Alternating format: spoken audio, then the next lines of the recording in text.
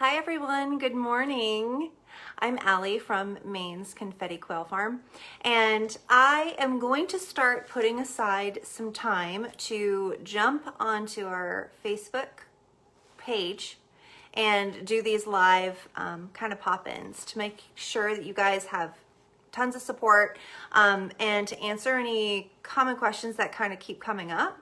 So I also want to share this to my private customer group too. So let's do that. Okay. So today I want to let you guys know just a few tips that you can take and apply to the time that you start bringing your new babies home from either our farm or someone else's farm, whether you hatched your own, whether you brought chicks from us. I just want to make sure that you guys are super clear on what to do for your babies that first day that you get them back so they can have a really great start. So when you order chicks from us, I make sure to pre-package them, and they typically come in a box like this. When we do farm pickups, they'll be in a box like this. So there's no need for you to bring a carrier. We make them really cozy and comfy in these, and we do a max of like 10-week-old chicks in these boxes. If they're older, of course we do less. But this is typically what you'll get them in, with some pine shavings on the bottom, and also a little goodie bag to make sure that you have little snacks for them on the trip home if you have a long drive. And if it is a cold time of the year, or if you do have a long haul back home, we make sure that we put a heat pack in there for them also, especially if they're between 3 and 7 days old. So that is something that we take care of for you, so you don't have to worry about that. When you get them back, I have done a few posts on a brooder setup, and I will put together a better video for that as well. But typically, if you're just going to be growing out a few batches of chicks here and there, you don't really need more than like a plastic tote. And I will link some photos that I have for you guys to see that. Or I'll put it in a video format for you too, just so you can see how I set up a simple tote brooder. And what it is, it's just a plastic tote from like Walmart or Target or anything like that. And I use one of those circle saws attached to a electric hand drill, and basically just put holes in the top, in the sides of the top, and a place for your waterer to go into. Now, I love the nipple waterers, the chick nipple waterers from Rent-A-Coop. Rent-A-Coop products are amazing. I love them so much. So those are what my babies start out with. On day one, they have one of those nipple chick waterers in their brooder attached to the side of it. And they also get dishes like jelly lids filled with rocks, placed really close to the heat plate, just in case they don't find the nipple waterer. Typically, they take right to it, but if you have 1 or 2 little babies that's under the heat plate and they're a little hesitant to come on out, they will have that dish of water right there, so they don't have to leave their heat source, but they can still get that hydration that they need to start kind of getting going in the right direction. The other thing that comes up is people ask if they need any type of supplements for their babies. So vitamins, electrolytes, things like that. I do start out my new hatchlings with just a little dose of Nutri-Drench in their water when they come or make their move from the incubator to the brooder that I keep them in. So when you get chicks from us, they've had Nutri-Drench already. And typically it's just once that I give them that boost and they're good to go. It's not necessary, but I just personally feel better. If they're lacking in some type of thing, Nutri-Drench is really great to just give them that little extra so they're that much stronger moving forward. One of the supplements that I really do love to have on hand for grow outs and for my breeders is the Rooster Booster vitamin and electrolytes powder, and that is something that I will offer to them in their water once every 2 weeks or so. Again, it's not necessary, but I personally feel better just to make sure if there's something nutritionally that's lacking, they're getting that boost from that. And I feel really good about that. So I get mine off of Amazon, and I think that I saw it at Tractor Supply also. Hi, somebody's watching. Hello. So back to the heat plate for your brooder.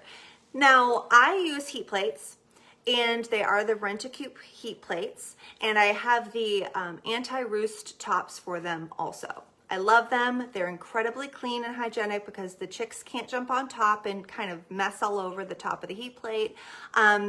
And just fire hazard wise, I feel better about having heat plate versus a heat lamp. A heat lamp, of course, will work perfectly fine. I've used heat lamps before in the past for my chicken chicks. They work great, but just depends on where you're keeping your brooder, how worried you are about fire safety and all that. And the heat plates work fantastic for the quail babies. I usually put them down really low, like maybe this much space. So when the chicks stand up, they can rub their head against the bottom of the heat plate, and they can snuggle and cuddle and walk around, and their back has a little bit of a surface that is touching that heat plate at that level that it's at. Every few days or so, the more they start coming out of the brooder, the higher up I'll lift those little notches. And some people do put a tilt on it so they can have the option to be warmer versus cooler. I do that when they're very, very young, but typically they're off the heat plate for me within about 2 weeks time if they're inside at room temperature and my house is relatively warm. So that's what I aim for. 2 weeks under the heat plate and transition them, just keep them in their brooder, take the heat plate out, and really kind of aim for getting them outside within like a 5 or 6 week period of time. If it's in the middle of the summertime and it's really warm outside, you can probably get them out there between 3 and 4 weeks.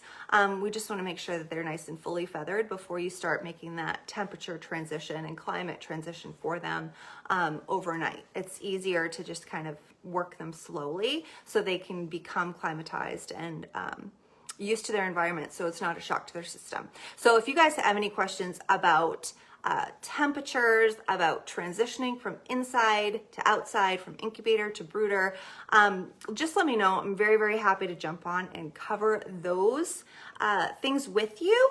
And of course, this is just what works for me. I'm in Zone 5 in Maine. So what's going to work for other people is going to be totally different. I know a lot of people do their brooders outside even. So day one, the little babies are out there. They're sometimes starting in a heated garage.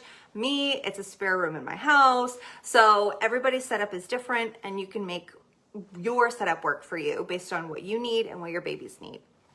So you guys, if you have any questions, you can feel free to ask while I'm going through this. I just want to spend a little time with you guys today to get this information out there because it's spring chick season and I am swimming in babies, and you guys are probably going to have a lot of questions because we got farm pickups coming in pretty heavily over the next few weekends. So one question for newbies who are just getting babies is what food to feed them. I love the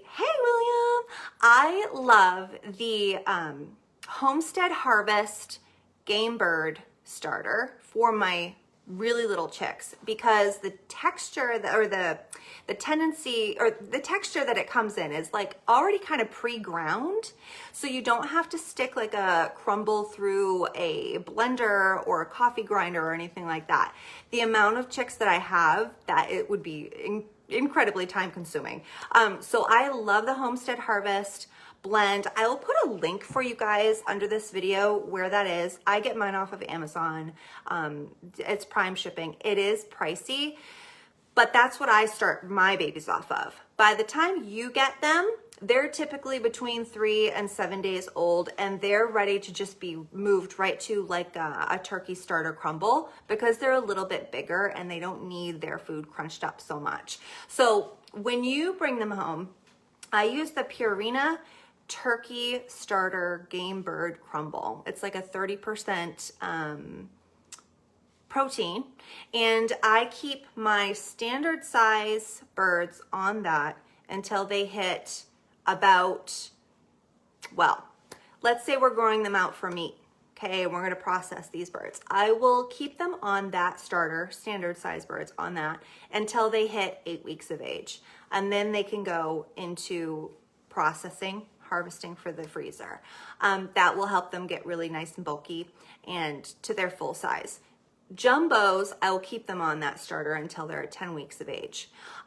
If I am growing out birds for egg laying, I tend to switch them to the layer feed between 6 and 8 weeks, depending on their standard, or depending on if they're standard or if they're jumbo.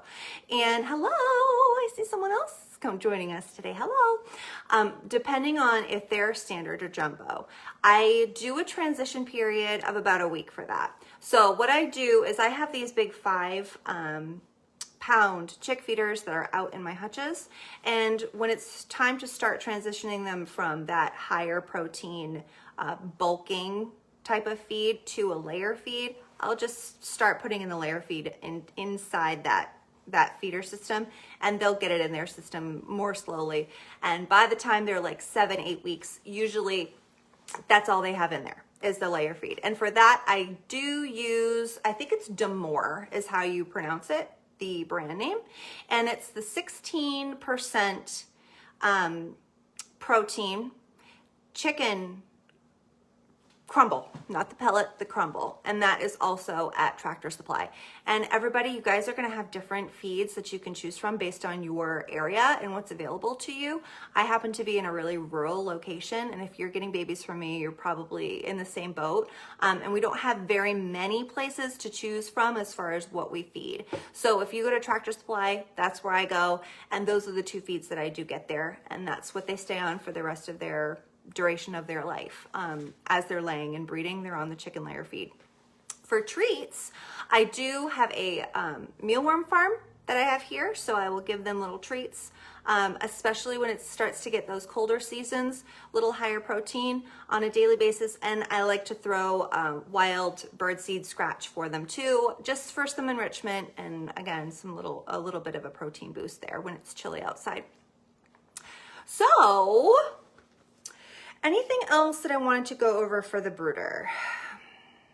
I did mention this in the photos that I put together for your brooder system, but just stay away from anything cedar chip. You want to have like a pine shaving for your bedding. Preferably for me, I like to put the pine shavings over like a layer of paper towels, just so nobody's slipping around and creating like a splay leg situation. Any type of slippery surface is a no-no for your new babies, so you really want to stay away from that and make sure that they can get a good grip on the floor of the brooder that they're in. Heat lamp we talked about.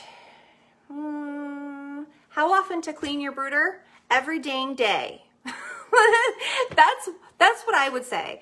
It's going to keep your chicks healthy, happy. It's going to keep any odor down, and really it only takes about 5 minutes. So I would say absolutely clean your brooder every day if you can.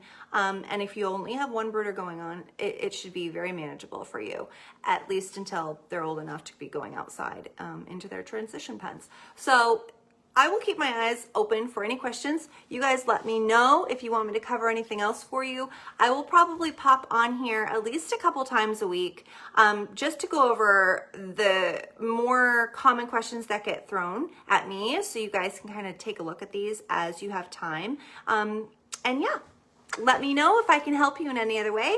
And I hope you guys have a great day. Bye.